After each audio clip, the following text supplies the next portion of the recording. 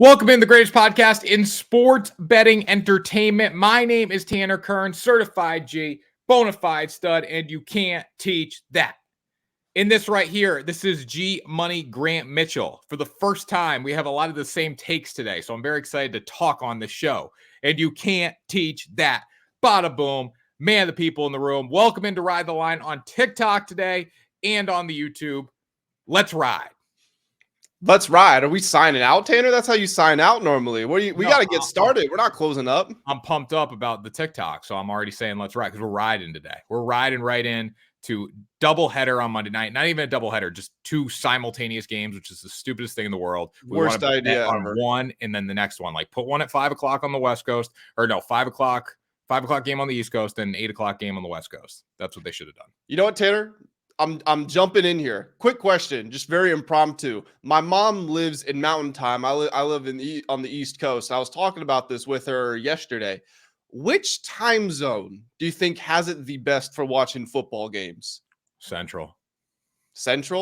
Yeah, I'd say Central because like you look at the West Coast, like West Coast sucks. Like it's good for like Sunday night football, but it also sucks too because like you get a Thursday night game or a Monday night game that starts like right after work. Like you're not even home. So I would rather have the later game. But like Central, you got your Sunday night game starting at 7. You got your Saturday night game starting at 7, right? Central, yeah, 1 hour back.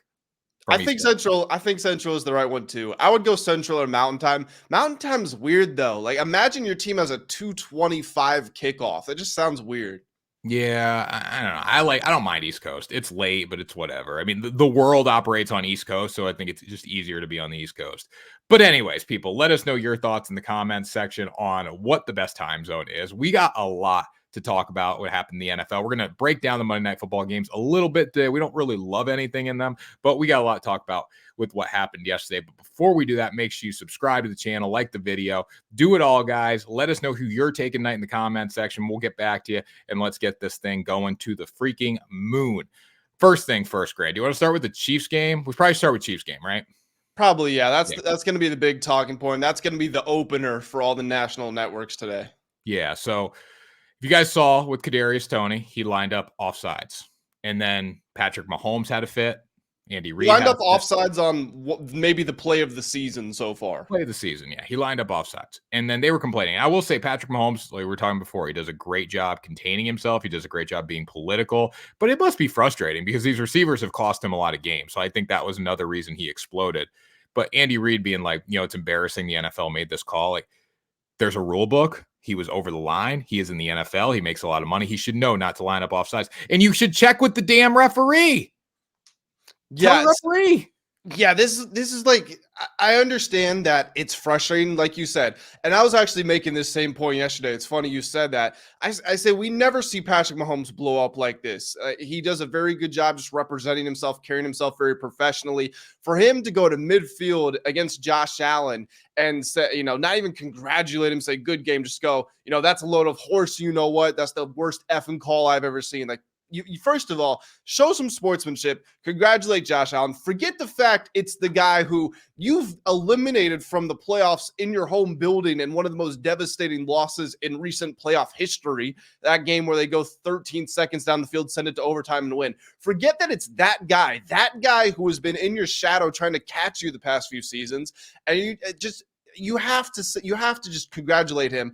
And yes, was it frustrating? I'm sure, with all the drops that the receivers had, with all the bad plays and everything. But to your point, what do you see? You see receivers, they get up to the line of scrimmage, they look over at the ball, and then they look over at the ref, they put the hand up, the refs will say, yeah, you're good. Kadarius Toney, he's not even split out wide. He's like a flanker damn near. He's in a couple feet from the ball. He's staring at the football. He can see that he is lined up offsides. It's 1,000,000% his fault. The ref said after the game, we didn't even bother warning you about it because it was so blatantly obvious that we thought you should have known. We couldn't even see where the ball was. So yes, it was a frustrating, sure, but the Mahomes, Andy Reid, they got nothing to complain about. They're out of pocket.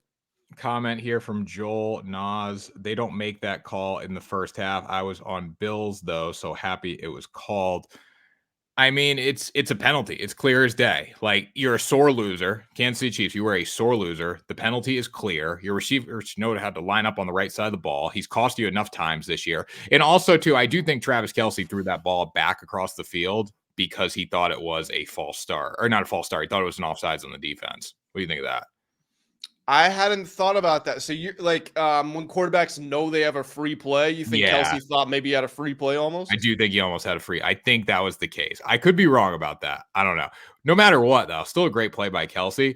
But Kadarius Toney, it was a penalty. There's nothing to say. Like, there's nothing to complain about. Don't line up on the wrong side of the ball. Don't drop the football. You do it enough. You've cost him enough. And I would put this out there as well. Andy Reid, there's these crazy people on Twitter saying Andy Reid is overrated, not a good coach. Like, first of all, just shut up. But second of all, Andy Reid, because you are a good coach, how about you stop playing Kadarius Toney in high leverage moments? How about you stop playing Sky Moore in high leverage moments? How about you stop playing Clyde Edwards-Helaire in just high leverage moments? Look, it's limited. There's not a whole lot you can do, but Kelce, Rashee Rice, Isaiah Pacheco, Jerick McKinnon, even Noah Gray, those are your guys. Leave it to them. Stop putting other people out there.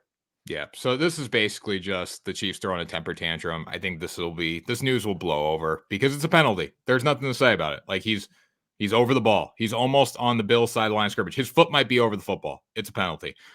You should know. And you should check with the ref. You just put your hand out and say, I'm on. The ref's going to move you back. He's going to give you the benefit of the doubt. He's not going to call it. He's going to help you get back on the line of scrimmage. Just being an idiot. Yep, I do agree. You know who else is an idiot? Who else? Philadelphia Eagles. Oh, I thought you were going to say me for defending the Eagles on Friday. No, Grant, because I had them plus 10.5 in a teaser. I didn't think they would get blown out. I thought the Cowboys would cover. I thought they would win by a touchdown. I thought it would be a close enough game. I thought the Eagles would show some fight, but they're atrocious. They're not a good football team. If you have an Eagles future ticket, TikTok, YouTube, anybody, it's not hitting. It's caked. It's troubling. And here's what I said on Friday, just for anybody who might have forgotten or missed out on the show. And I do want to pull it up here. So in order, the Eagles go Cowboys at Chiefs, Bills, Niners, at Cowboys, at Seahawks.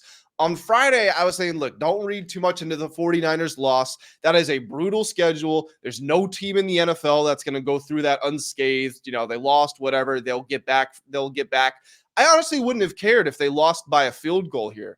But for them to lose by, 23 against the Niners and 20 against the Cowboys, that is troubling. The fact that you are getting blown out in consecutive weeks by the only other two teams in your same echelon in your conference. And this is the end of the season, too. It's not like this is the beginning of the season. Remember at the beginning of the year, we were saying, the Eagles, they're 5-0, or now they're 8-1, 9-1, and they still don't look like they've put it together. Imagine when they do. Well, if anything, they honestly look a little bit worse than they did at the start of the year. Meanwhile, a team like the Cowboys is getting a lot better. I mean, this is the same Cowboys that lost to the Arizona Cardinals. Now, Dak Prescott is the hottest quarterback in the league. He's my MVP right now, and they just put together, for them, a signature win. Now, will it translate to the playoffs? Always the question with Dallas, but there's no doubt that the Cowboys have certainly at least leveled, if not moved past Philadelphia in the NFC hierarchy at this moment. Raymond, Doug are coming in here. Eagles have given up 75 points in the last two games. Eagles defense gives up 400 to 500 yards per game. Kern, the coach, coming in here. Will throw Levis tonight. Watch out for Will Levis tonight. But yeah, going back to the Eagles here, they give up too many points. I got a few takes on this game. The offense looks like they don't want to be there. AJ Brown, you need to stop talking trash and hold on to the football. Devontae Smith, you need to look like you actually want to be there. You're a 150-pound receiver. Hold on to the damn football. AJ Brown, he had almost 100 yards last night. It should have been a lot more. You got owned by Gilmore. Gilmore owned you the entire night. You fumbled. You talked way more trash than he actually made plays. If he made as many plays as trash he talked last night, the Eagles win that game. Do you remember that sideline throw? I think it was in the first half where Jalen dropped it. It was on the right side, and he dropped it in almost in his hip pocket when he was going out. And AJ Brown, it was a perfect throw. You cannot throw it any better. And AJ Brown didn't just drop it; it went through his hands. He barely even touched it. Tough catch, perfect throw. There was no plan for like 3rd and 7, 3rd and 8. Dallas is bringing the house. There's no plan to get the ball down the field. How many throw times? It up, AJ Brown. How many times are they going to run that little shallow cross on a zero blitz? And like every time, either they get it to the guy. First of all, Jalen underthrew it a couple times, or second, they get it to them. But then the Cowboys were just right there to make the tackle. Yeah, Jalen Hurts fumbling. All he does is fumble now. The graphic last night, all he does, the man, all he does is fumble, and he looks like he doesn't want to be there. That's the biggest issue. So the offense wasn't good last night. They didn't score a touchdown, obviously. The defense has been bad all season, though, especially in the secondary. I have a few takes here. If I hear the name Big Play Slay, if I hear Chris Collinsworth say Big Play Slay one more time, I'm gonna lose it. This man he makes big plays for the other team. He's not good. Bradbury's horrendous. This whole Eagles team is terrible. They're not good. It's very disappointing. It is very disappointing because we know what they can be. Even at this point, they're still one of the 2 or 3 most physical teams in the league.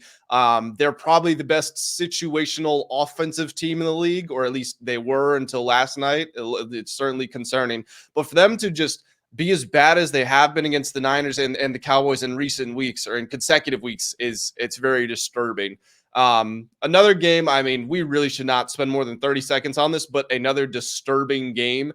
Vikings 3, Raiders 0. I don't know if you caught any of that game. They should just refund everyone's tickets that went to that game. That's just inexcusable. Yeah, but at least it was more competitive. I'd rather see that kind of game than last night's game. I'd rather see that. You know what? Everyone went home happy. The Vikings pushed on the spread. The Raiders pushed on the spread. The game went under. If you bet the over, if you bet the over, I'm sorry, but most people went home kind of happy. Made your money back.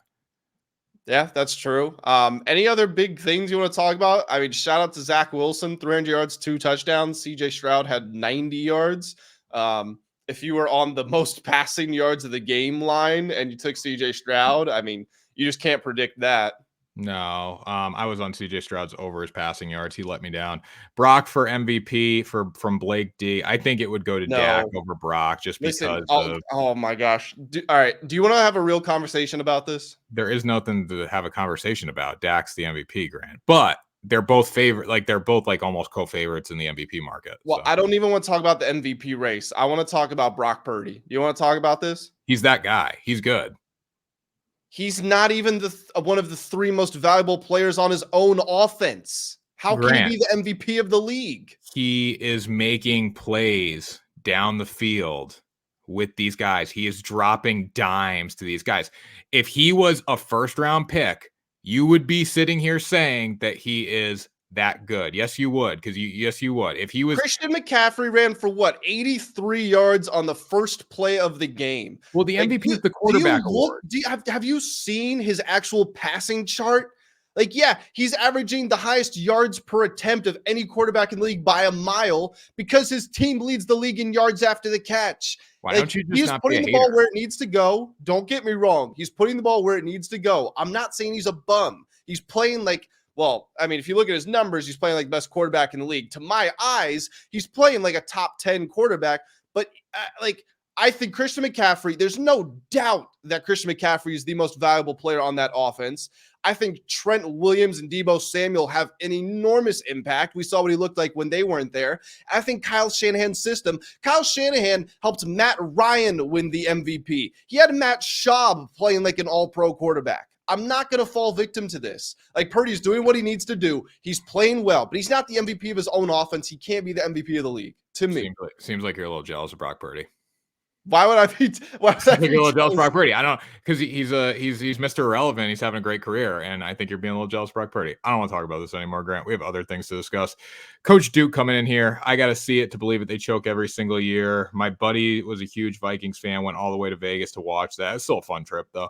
Joel Nas, Jalen Hurts is a prime example of success going to head. He walks around like Willie Beeman did. Whoa. I completely disagree with that. Yeah, I don't know if I agree with that. Jalen's he's one of the most humble guys in the league, yeah, I think. I don't agree with that. I think last night Jalen Hurts looked like he just didn't want to play football. So there was no confidence on his face walking around last night. And it wasn't him. He was an issue. He wasn't the problem. He still made plays last night. If AJ Brown catches that football, maybe a different game. If AJ Brown doesn't fumble early, maybe a different game. If Dante Smith doesn't fumble at the end, you're down 10 with 6 minutes to go. You're kind of in the game. You're not in the game because the defense isn't going to get stopped. But like, it wasn't Jalen Hurts. I mean, he didn't look like he wanted to be there though. There's a phrase that's something to the effect of bad teams have a great ability to blame their best players for their problem. Now the Eagles aren't a bad team, but Jalen's the best player. He's the guy who's kept it together, and he is severely injured. That's enough. I don't know how many times they plan on calling designed runs is the goal to just knock him out for the season? Because like he will run the ball, he'll get up and he'll have to limp back to the huddle, and then they'll call another run. But it's not Jalen's fault. Well, they can't. They just have they don't know what to do right now. T. Wood, Barry, when Purdy couldn't throw, how good were the 49ers? Got a point there, Grant. They're actually not Purdy as good. Like when they couldn't throw, when the Niners couldn't throw. Yeah, that's such a genius point. If your team doesn't have a player that can throw the football, how good's your team? What kind of comment They're better now with a quarterback that can throw, Grant. You got to get on the Brock. I'm going to get you a Brock Purdy jersey. You need it. Blake D. They changed the Cowboys to the West Coast offense, and now he's MVP. It's the same design. It's because Kellen Moore is not a good offensive coordinator compared to Mike McCarthy. Well, that's kind of wild too, because the Cowboys, like, they have looked better without Kellen Moore, and if you think about it, the Chargers look worse with Kellen Moore. But you look at the numbers the Cowboys put up when Kellen Moore was there, and they were like the best in the league. So maybe it is. I mean, maybe there's some truth to it. It's bigger than the numbers. Yeah, and then Cochise coming in here. They just didn't have the Philly refs. I don't think this comment is directed at that, but I did see a comment on Twitter last night. The Eagles are 7-0 when that guy reffed. Yeah, but no, I saw a comment on Twitter last night talking about how the Cowboys won because of the refs last night. And there was like actual discussions going on about this. Like Eagles fans were coming at Cowboys fans because the refs were on their side last night.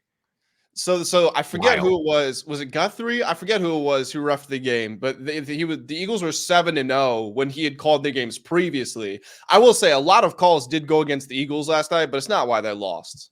No, they fumbled. You can't fumble the football 3 times when you're in scoring positions every single time. Like, again, really good first drive and then a terrible ending. So a couple more comments here. River Machacho. I'm here to inform you. You'll like this one, Grant. I'm here to inform you Lamar Jackson and the Ravens are the best team in NFL history. That is a little outlandish. Not the best team in NFL history. Let's see them win the Super Bowl first, and then maybe we'll call them a good team. Yeah. You want to talk about tonight's games? They're not going to be amazing, but as sports bettors, we can always find something. Yeah, let's talk about them. So the NFL simultaneous Monday Night Football games, which is stupid.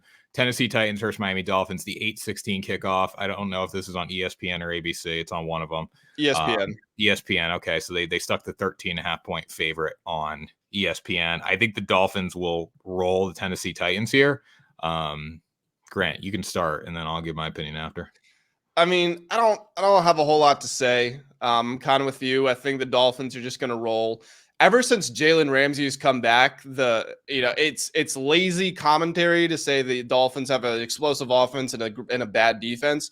Ever since Jalen Ramsey's come back, this defense has been really good, been one of the best in the NFL. Some statistics have it as the best. Now, I'm not going to go that far, especially with some of the other, the Niners, the Cowboys, the Browns, all of the teams like that. But it's been a whole lot better, and as we do know, that offense is still doing its thing. That's something that's very important because a lot of times teams that get off to these crazy hot starts on offense will cool down. That has not happened. Now, I do wonder how much of that is tied to good weather because, if it's 20 degrees and snowing, you're not going to be able to call streaks with Tyreek every single play, but it doesn't really matter in this game. It's going to be in Miami. I'm looking at the weather report right now. It's going to be 75 degrees, so perfect weather for them. They're not going to mind that. Dolphins are 5-0 at home. The Titans are 0-6 on the road. I'm thinking this is a game that's probably something like 30-13, somewhere in that neighborhood. But I would, it's never fun laying huge amounts of points, but I'd probably lay the 13.5 with the Dolphins here. I probably would as well. I don't love it, especially in a primetime game, but Miami can strike so quick. My favorite play in this game, though, is probably Will Levis to go over 205.5 passing yards. The Titans are not going to have the luxury of running the football in this game. I think they're going to be throwing early and often. As you were saying, the Dolphins' passing defense is better. The defense is better as a whole right now. But I still think Will Levis could get here on bulk alone. He threw for 262 against the Steelers. That was, I believe, his first start, right, against the Steelers.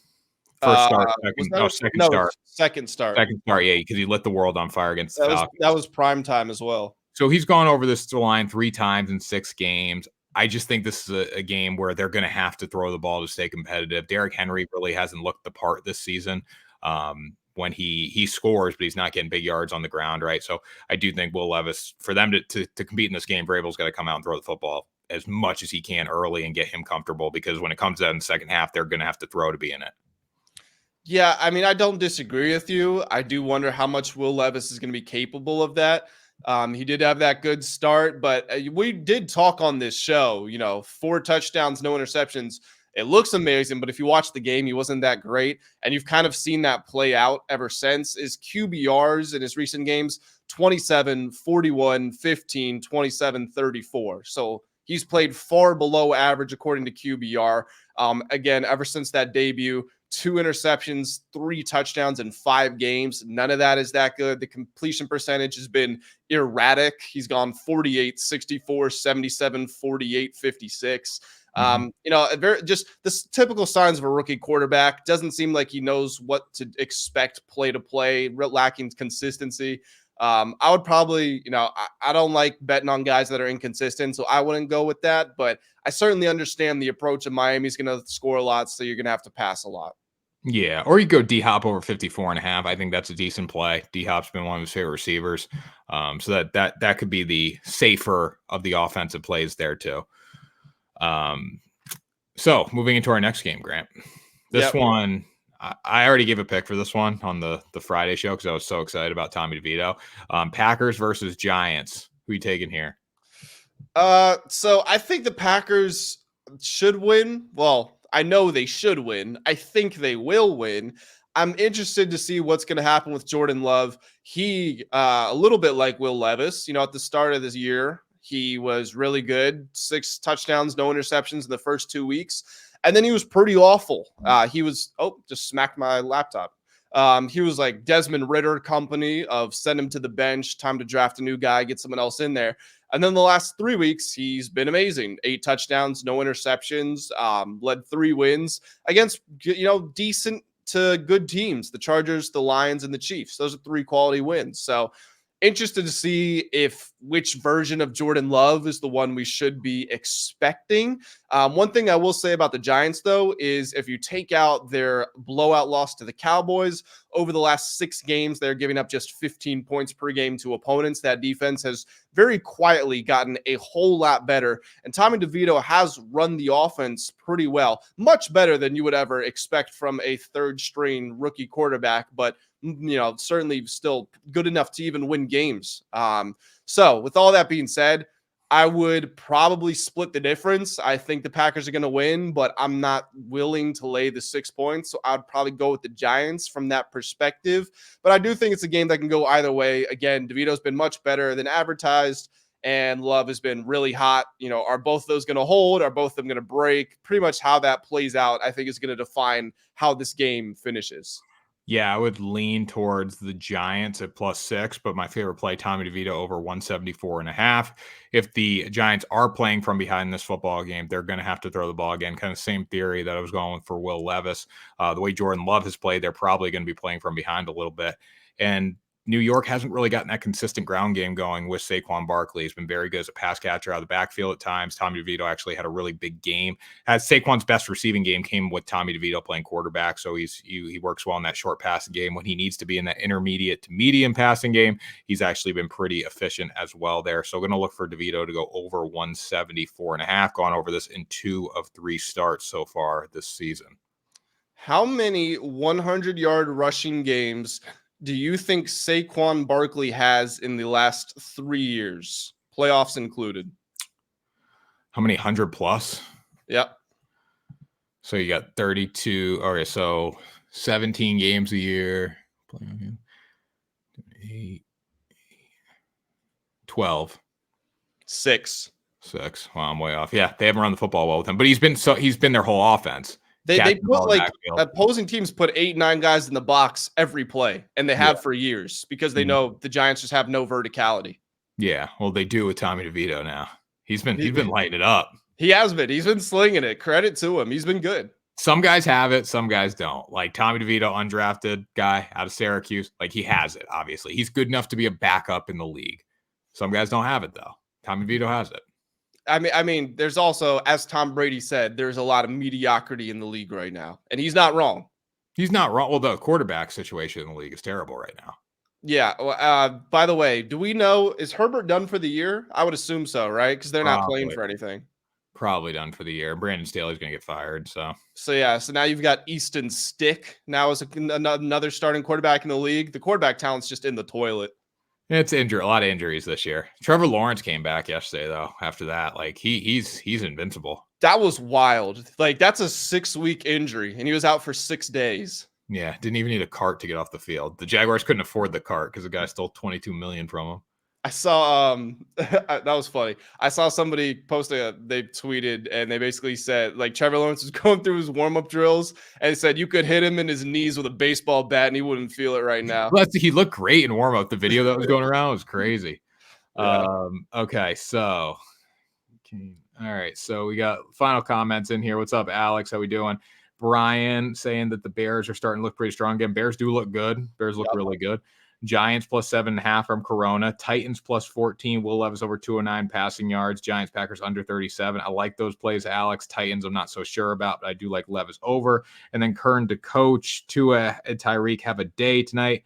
Yeah, I agree with that. The betting value on Tua to Tyreek having a day is not great. Oh yeah, we were looking at this before the show. The anytime touchdown odds for Tyreek, the best ones you can find at the time we're recording this, minus 165 on Bet 365. Bet MGM's minus 190, FanDuel's minus 210. It's just not worth it laying it for that price. And then his receiving line is what is it, 108, right? Yeah. That's high. I could. Yeah, that's just. I mean, the funny thing is, he'll probably cash both of those, but still, it's not enough. The juice isn't worth the squeeze. 108 win a game that they could blow a team off the field. Yeah.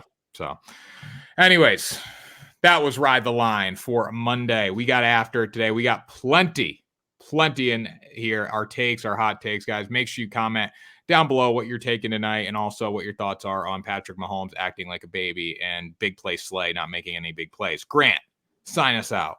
That's going to do it for Ride the Line. Before you get out of here, like the video, subscribe to the channel. Tanner and I will be back on Wednesday, and we will see you all very soon.